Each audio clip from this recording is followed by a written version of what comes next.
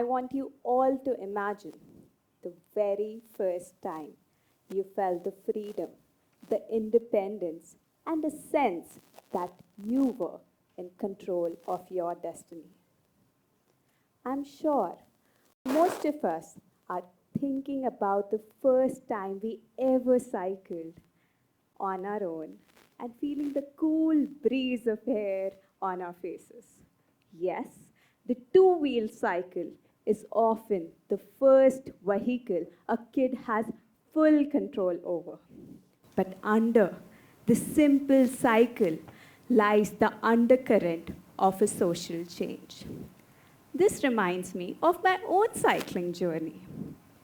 As a younger sibling, I always had a hand-me-down cycle. But I clearly remember the day a cycle that was only mine made its way in my life. It was a purple ladybird. And when it made its way in my life, I remember the sense of freedom, the independence that I felt with something that was completely mine. It became my sarthi for all the adventures that followed. And over time, it became much more than just a mode of transport. During my schooling years, I had my swimming practice every day.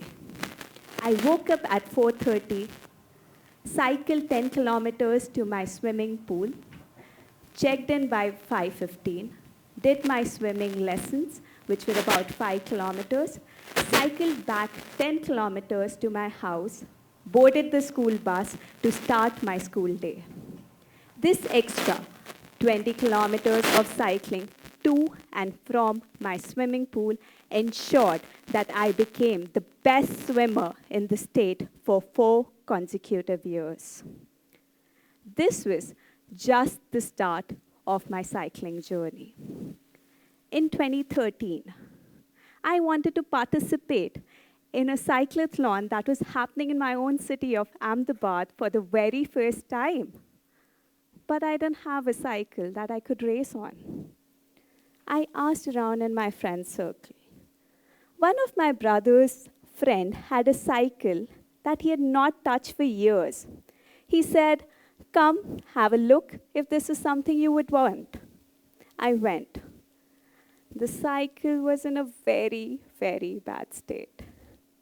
Rusty, dusty, tires cracked, and the chain was dark brown with a lot of rust.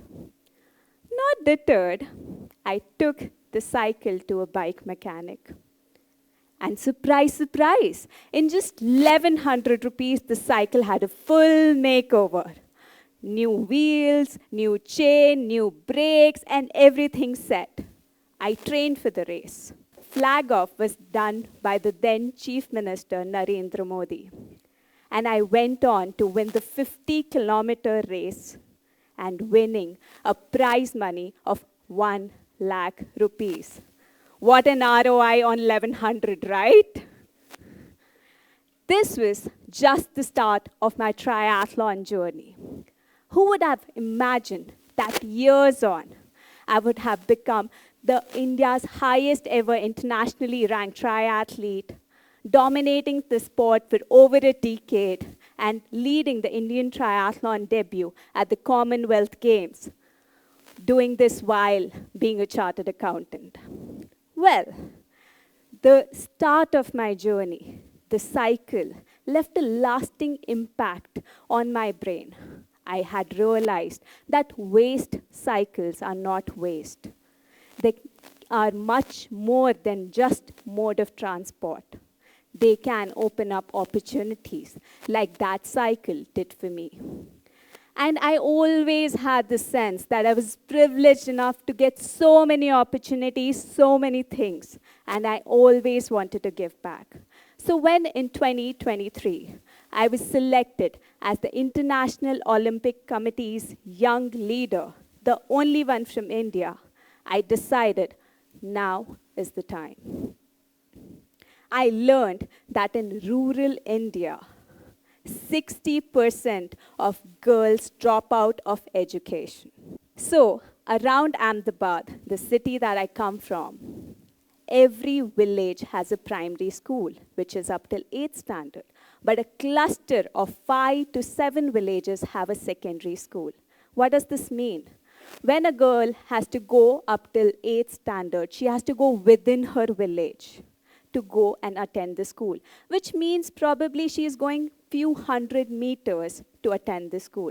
But when she has to go to the 9th standard, she has to go to another village, probably 5 to 10 kilometers away.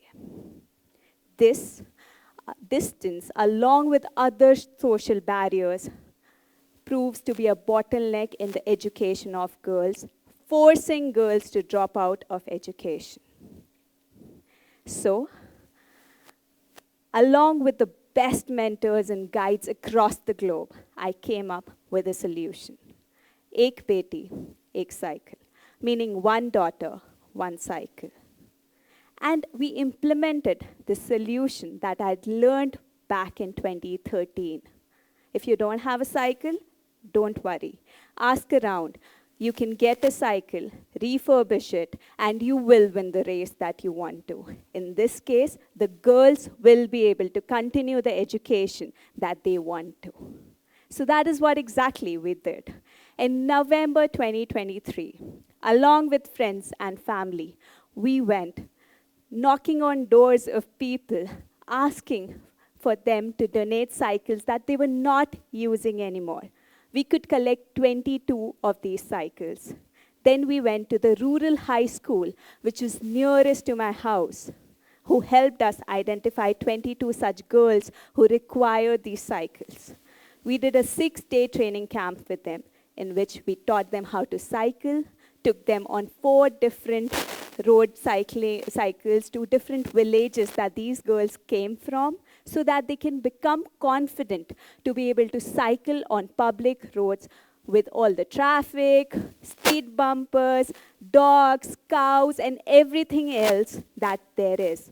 We also taught them the basic of cycle maintenance, like puncture repair, how to maintain a well-oiled chain, how to ensure the right air pressure. And finally, we gave them these cycles so that they can remain in education. And after doing a successful project, we went full in. In 2024, we identified our bottleneck was getting a constant inflow of cycles as donations. So we went to the city schools to urge students to donate cycles that they were not using anymore. And we got a response that was so overwhelming. And with that, we were also able to form a small team of volunteers. Now, our procedure consists of going to the private schools, urging students to donate cycles, and we collect these cycles from their doorstep. Then we go and identify girls through the help of rural high schools who help us identify the girls who will benefit from this. We then conduct a camp with these girls ranging from 3 to 5 days, in which we teach them how to cycle, take them on public roads so that they can be confident to be able to cycle, and we teach them the basics of cycle maintenance. Finally, we give them these cycles so that they can continue being in education. And the cycle donation happens from the donor to the foundation, from the foundation to the rural high school that these girls are going to, and the rural high school then loans these cycles to these girls until they remain in that school. And once they finish, they have to give these cycles back to the school so that they can be given to the other incoming batch of girls. And we also encourage the girls in our current camp to then become the mentors and guide in the next camp for the other incoming girls.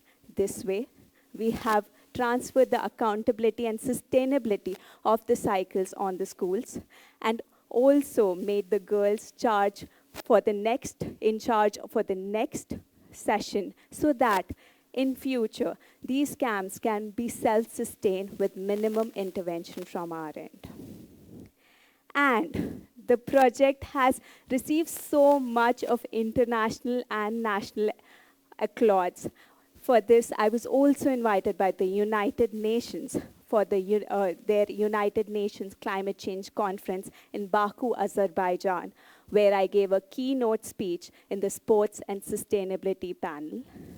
We have been nominated by BBC for the BBC Green Sports Award. We were recently mentioned in the Time magazine about our contributions to sustainability and the bigger picture. And we are regularly covered by Associated Press and Reuters. Through these projects, there were so many incredible stories that we have come across. There was this particular girl, Priyanshi. She, from the very second day of the camp, brought a note written in English, which spoke about how she envisions that this cycle that she's getting will help her change her future and reach the dream that she's looking forward to. And I realized quite soon that these girls are as good as all of us. What they lack is equal opportunities. And what also struck with me from these projects is that we take them to different villages that these girls come from during this entire project that we do. For many of us, going to different countries might not be a big deal.